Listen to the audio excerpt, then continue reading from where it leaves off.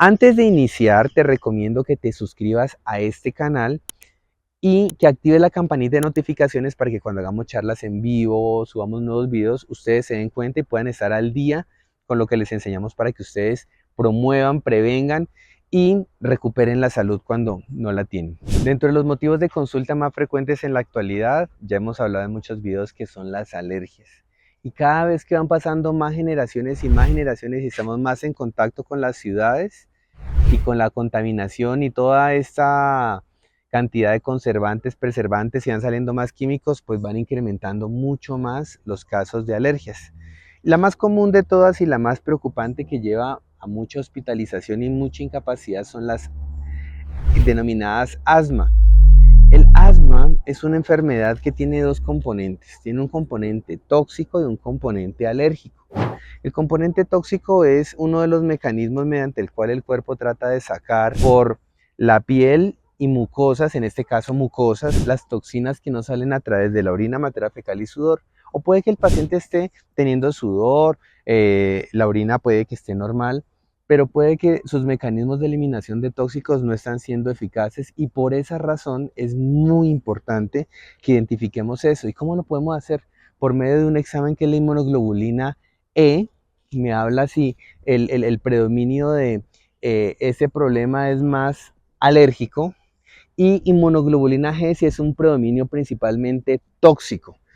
Las toxinas son todo tipo de sustancias, así el paciente tenga la alimentación más limpia, el cuerpo también desactiva muchas hormonas y esas hormonas desactivadas, si no salen, se vuelven obstáculo que le podríamos llamar también toxina. Cuando un paciente ya tiene un diagnóstico de asma y está con inhaladores y de esa manera se la controla, que es lo que nos venden y lo que nos dicen de que es la única cosa que se puede hacer es controlar las alergias, les cuento que sí hay posibilidades de poder curar y poder revertir. Los tratamientos curativos buscan que el paciente, número uno, no tenga crisis. Número dos, que el paciente tenga una calidad de vida sin medicamentos. Pero resulta que el manejo psiconeuroinmunológico no únicamente es a partir de suplementos y alimentación, también juega un papel importante en la emocionalidad. No es coincidencial que la mayoría de los pacientes que sufren de alergias tienen en su mente un contexto de inseguridad. Inseguridad que puede haber sido transmitido de parte de papá o de mamá por sobreprotección, por miedo de que le dé una crisis, los papás se vuelven sobreprotectores y eso le genera inseguridades profundas que hacen que este conflicto se promueva mucho más. Si nosotros logramos que el paciente obtenga serenidad y que el paciente tenga tranquilidad y que su tranquilidad no depende de que todo el mundo esté bien, sino depende de sí mismo, con herramientas como la meditación, como el yoga, el qigong, el ejercicio físico, con toda seguridad podemos tener mejor éxito.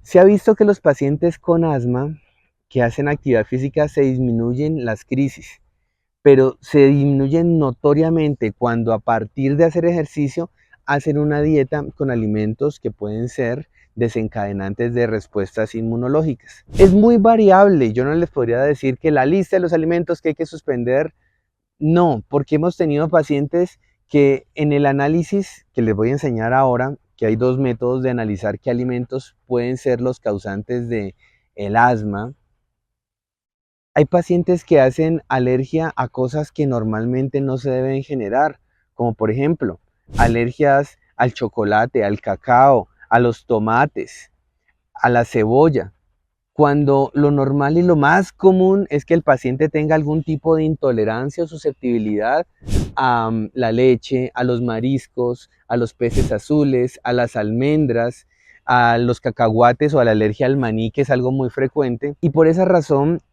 ¿qué podemos hacer nosotros? Número uno, primer forma de identificar cuáles son los posibles alimentos que tenemos que evitar, la dieta de eliminación.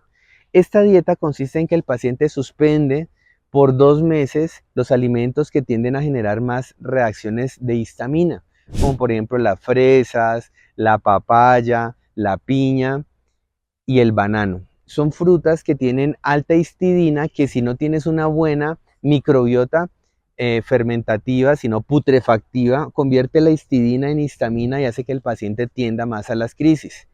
Segunda cosa, lo que es café, chocolate, el maíz, el arroz, el trigo, los lácteos en general, y inicialmente se suspenden todos los alimentos fermentados, que si bien vamos a ver que más adelante, después de 2 meses, evitando este tipo de alimentos, se pudiesen ingresar simbióticos como por ejemplo el té de kombucha, el chucrut, el kefir de agua, el natto, el tempe, el kimchi, que aportan gran beneficio en el microbioma, que es como el que regula al sistema inmunológico y que puede traer grandes beneficios.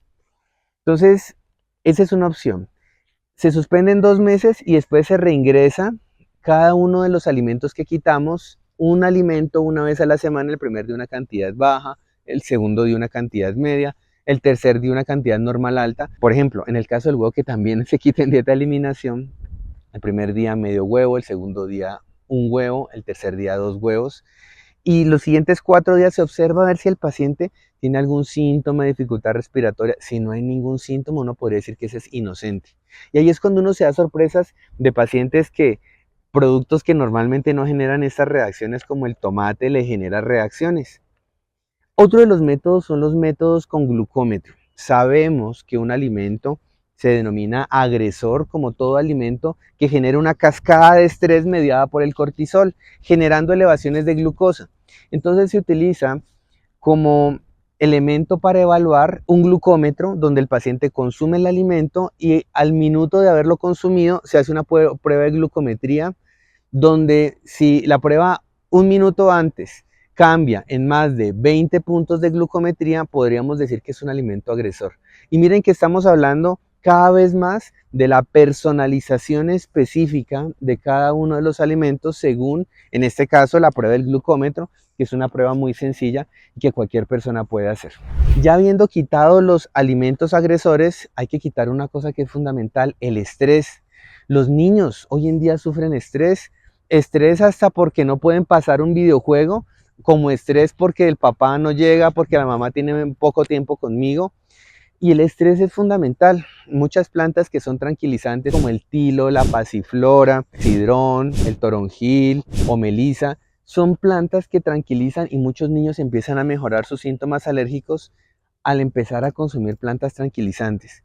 Los adaptógenos son otra de las opciones que se pueden utilizar para pacientes que vemos que tienen miedos, nervios, a lo que normalmente le denominaríamos estrés, que es uno de los desencadenantes de las respuestas alérgicas a los pacientes. El ejercicio en los niños es fundamental. La tasa de incremento de alergias en la actualidad es debida a que los niños hoy en día no hacen tanto ejercicio. Los niños permanecen más que todo sentados, ven televisión, están al frente de un computador, están pegados a un videojuego y hacen cada vez menos actividad física. Recuerden que una parte fundamental para tener bien balanceado el sistema inmunológico es el sistema linfático. Y uno de los mejores estimulantes del sistema linfático es el ejercicio, en especial los ejercicios de estiramiento. Ya después de haber removido eso malo, pasamos a repoblado.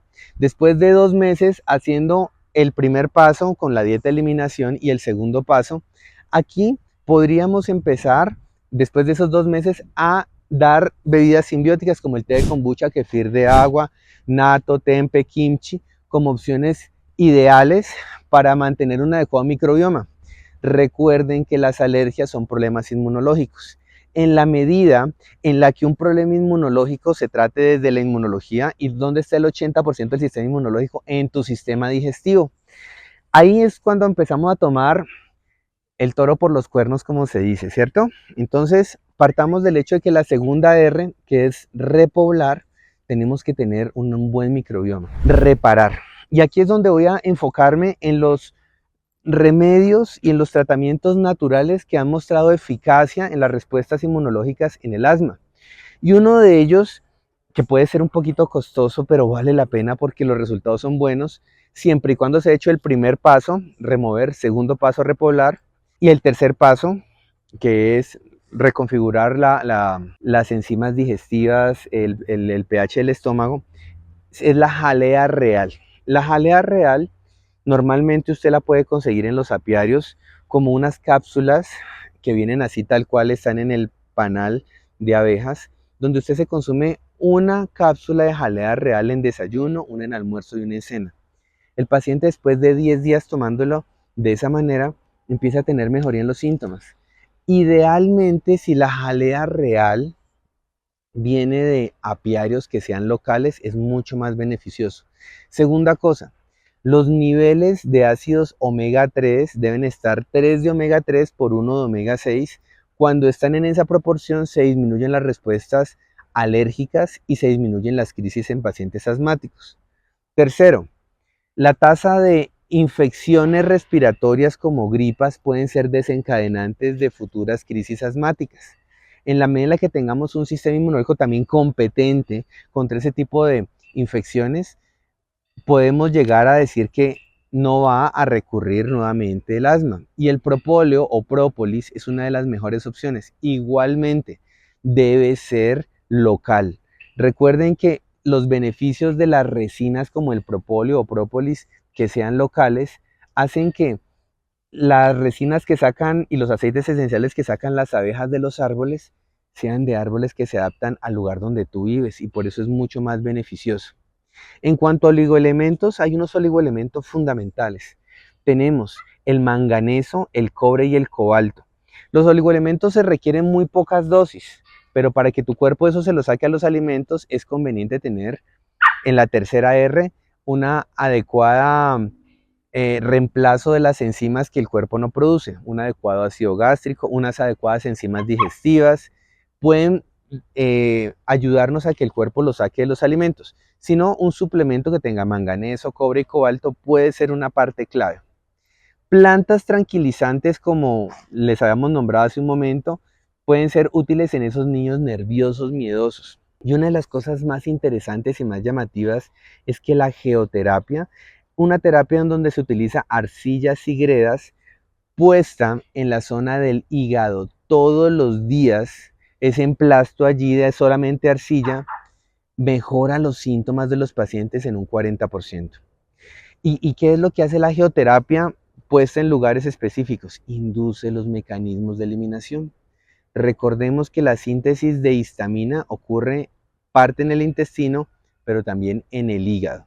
Por eso es importante. ¿Se acuerdan que les habíamos explicado en un video que se llamaba "Cómo saber que no funciona bien en mi cuerpo", donde explicábamos los reflejos neurolinfáticos de Chapman, donde había unos puntos que significaban que un órgano en específico no funcionaba bien? Pues el punto neurolinfático de pulmón que queda. Aquí está el esternón, aquí está la clavícula, y de ahí empezó a contar primer espacio, segundo espacio intercostal, tercer espacio intercostal. En el cuarto espacio intercostal está el punto de pulmón. Solamente masajeándome el punto neurolinfático de pulmón es como si yo indujera a que el sistema parasimpático del pulmón y de los bronquios se estimulara. Eso va a ayudar a que el sistema parasimpático esté más balanceado y no tienda a haber esos fenómenos severos de vasoconstricción bronquial que genera las sibilancias, los roncos que se presentan en los niños. Miren que si bien podríamos decir que es un método de rebalanceo, o sea, actividades que mantienen balanceado el sistema inmunológico, puede ser muy útil que lo utilicemos y muy fácil de hacer. Simplemente ustedes ubican el punto en el cuarto espacio intercostal, contado a partir del primer espacio después de la clavícula, y ustedes pueden tener una opción fácil de hacer en cualquier momento que sea necesario. Espero que estas recomendaciones que les hacemos les sean útiles a ustedes. Si les gustó, denle un like o me gusta, compartan nuestros videos, síganos en nuestras redes sociales, y si les interesa una consulta médica conmigo ya personalizada, ustedes nos pueden escribir al número de WhatsApp que está acá, que mis asistentes les van a guiar en el proceso de una consulta médica conmigo. Los quiero muchísimo. Chao.